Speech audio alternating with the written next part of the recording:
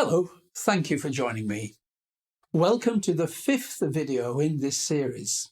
We noted during earlier videos how the rise of tonality eventually gave way to its own dissolution, brought about by ever-increasing ambiguity of tonal centres for purposes of extra-musical expression. We also noted how intervals regarded as dissonant embodied higher, more complex frequency ratios of the harmonic series. Having explored the relationship between the ratios of the harmonic series and the early development of rhythm and meter, we now look at more recent developments, analogous to those of harmony, in these temporal structures. As in the case of harmony, we find striking examples in the work of Beethoven. Throughout the first movement of his Symphony No. 3 in E-flat, which is in triple time, the sense of meter is often disturbed by an emphasis on every second beat. This is taken to extremes in the development section, where a deliberate sense of duple time in direct conflict with the underlying triple pulse is generated.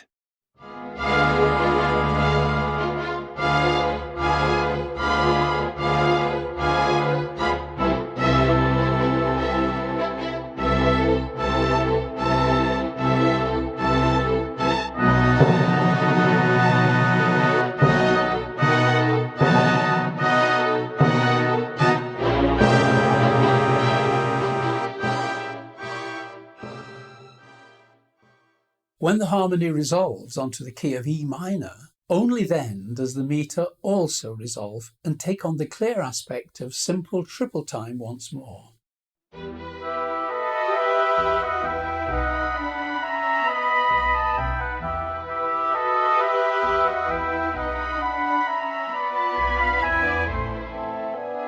Several works by later composers, such as Brahms, Chopin and Scriabin, contain layers of rhythm that are ostensibly so complex as to be unrealizable with any degree of clarity, if indeed that was as important a criterion for performance as it is today. Wagner's deliberate avoidance of a clear tonal centre in the opening of Tristan and Isolde, as we noted during a previous video on melody and harmony, is mirrored by a masking of the metrical foundation, which is only intensified in performance by the slow tempo and by the degree of rubato that such a passage invites.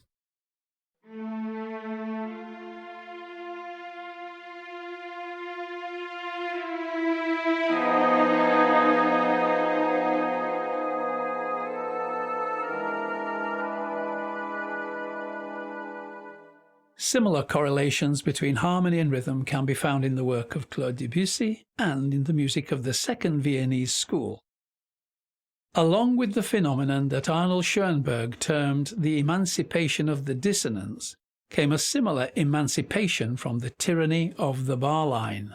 The composer most readily acknowledged as having accomplished this was Igor Stravinsky, but the methods by which he achieved it were markedly dissimilar to those of the composers of the late Romantic period and the Second Viennese School.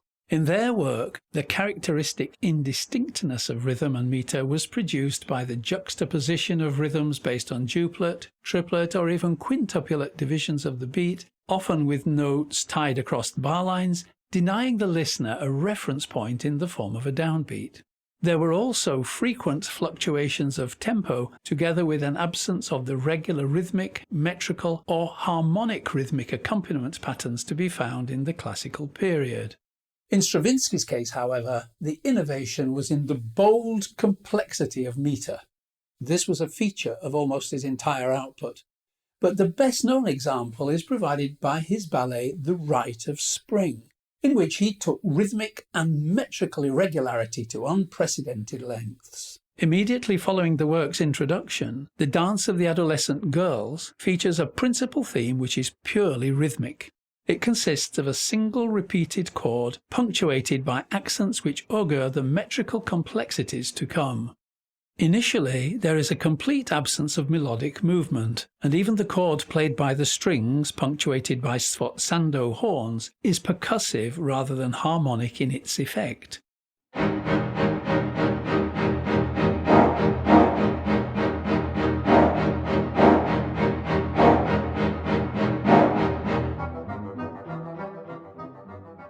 As is well known, Stravinsky's ballet culminates in the sacrificial dance, in which the chosen maiden dances until her death. The accompanying music is brutal and convulsive in its effect due to irregular metrical patterns, coupled to stringent bitonal chords mid-register with explosive fortissimo interjections on muted brass.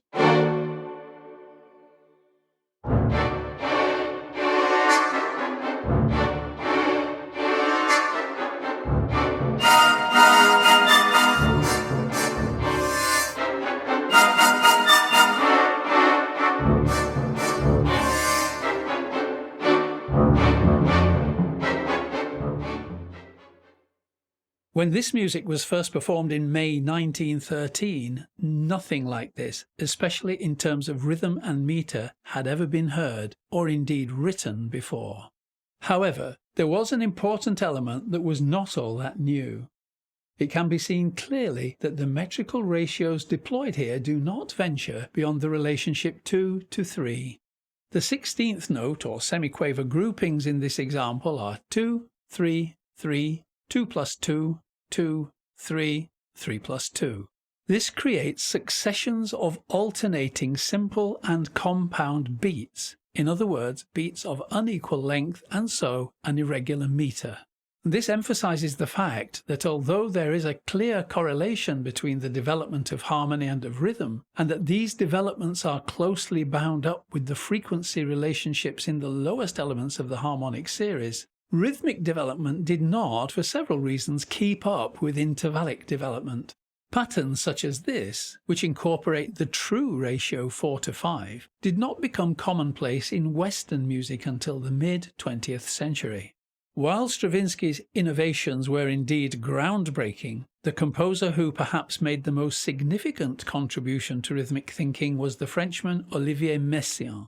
In much of his music, he embraced the concept of additive rhythm, which consists of successive durations measured in numbers of a basic unit rather than divisions of a larger unit, as is the case with traditional divisive rhythm.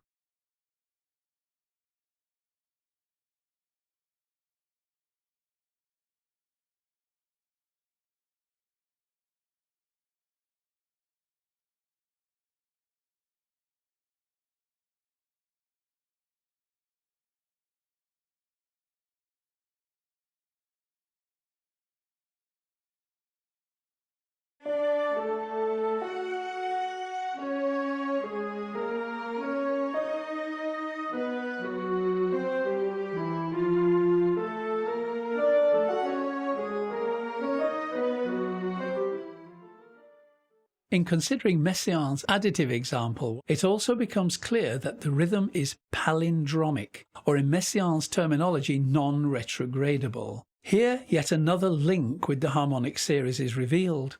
In the previous program, in which we discovered a composite rhythm resulting from the first 4 partials of a simple timbre, we see that it, too, is palindromic.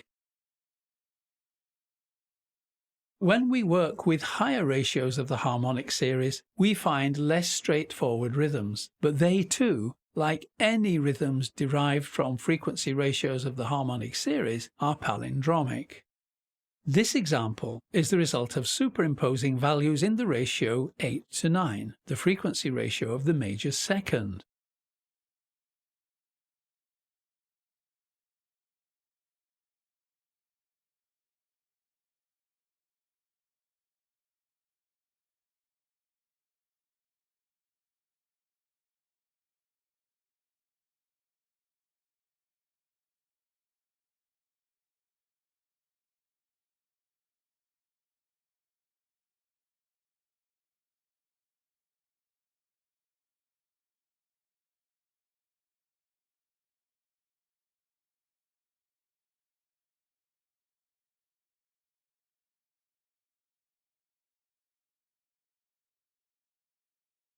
We see that the pattern of durations measured in semiquavers up to the dotted line is reversed thereafter.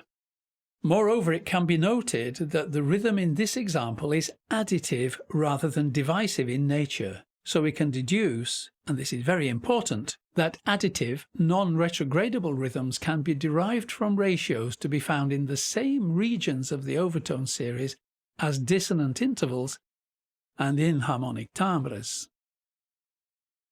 The American composer Henry Cowell made a conscious effort to apply these principles in the domain of rhythm. In his book, New Musical Resources, he proposed the derivation of rhythmic structures and meters directly from the superposition of frequency ratios of the harmonic series, in much the same way that we saw a few moments ago, thereby creating unity of rhythm, harmony, and timbre, all of which had their basis in this acoustical phenomenon.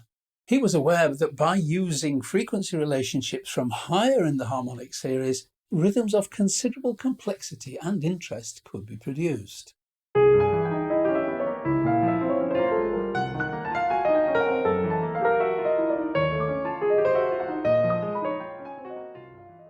Cowell drew such close parallels between the ratios of the harmonic series expressed as rhythm that he went so far as to classify rhythmic relationships as consonant or dissonant. As we have seen both here and in earlier programs, in the case of sound waves associated with sustaining instruments, each of the upper partials completes a number of cycles in whole number ratio to a single cycle of the fundamental. In this example, we see a fundamental frequency with one upper partial, which is twice the frequency of the fundamental. The higher frequency completes two cycles in the time of a single cycle of the fundamental, so their beginnings coincide, we could even say resolve, after two cycles of the higher frequency. At frequencies above the audio threshold, this would be perceived as a consonant interval, the octave. At frequencies below the audio threshold, it would be perceived as a rhythm, and in Cowell's terminology, a consonant rhythm. Here we see two frequencies in the ratio 8 to 9. Now we notice that the beginnings of their cycles coincide after 9 of the higher frequency. Now this would produce the interval of the major second at audio frequencies, or an additive rhythm similar to the one we saw earlier at sub-audio frequencies. And according to Cowell, either could be termed dissonant. We can conclude that how many cycles of the high frequency pass before the beginnings coincide determines whether the interval or the rhythm is consonant or dissonant. Whilst Cowell's ideas about rhythm had great artistic potential and a firm foundation in musical acoustics, difficulties arose along with the realization that many of the rhythmic relationships he sought to exploit were in fact unplayable with any degree of accuracy. Cowell's solution was to collaborate with Léon Theremin in the development of a new musical instrument called the Rhythmicon. Here's what it looked and sounded like.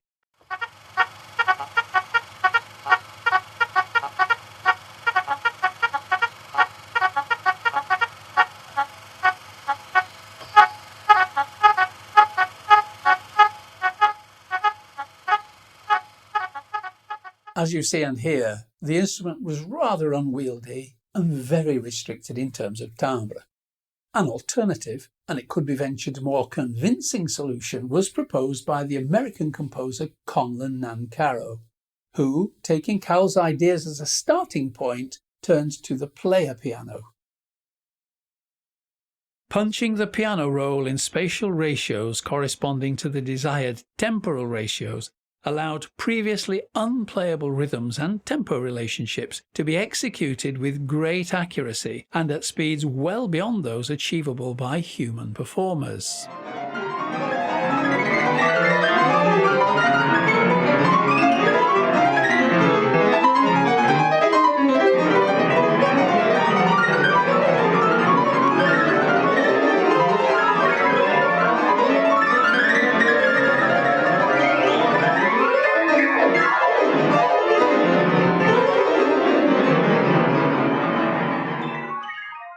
Now, of course, with computers running dedicated sequencing or scoring software, rhythmic relationships of the utmost complexity can be realized with ease. Thus, in the cases of both Cowell and Nancarrow, The solutions to the problems associated with basing rhythm on the ratios of the harmonic series created further insurmountable ones in terms of practicality and aesthetics. Whilst both composers' works were groundbreaking in their treatment of musical time, there remained limitations in terms of a lack of unity between melody, harmony, rhythm, and timbre. You may have noticed in both examples that there is something of a mismatch between the pitch relationships, which are much the same as those to be found in traditional diatonic music, and the rhythmic structures, which are not at all similar. Nonetheless, their contributions in respect of rhythm were seminal, in that they highlighted the physical relationships that exist between the frequency ratios constituting not only the microstructures of timbre, but also the macrostructures of musical time, such as rhythm, meter, and tempo. In the next and final program of the series, we look at how the historical developments we have examined in relation to this acoustical phenomenon originally attributed to Pythagoras can be carried forward and used to artistic effect in the future. So I hope you found this interesting and in some way useful. Please do share this and do like and subscribe to this channel so that you can see the other videos in this series. So thanks very much once again for joining me, and I very much hope that you will join me again.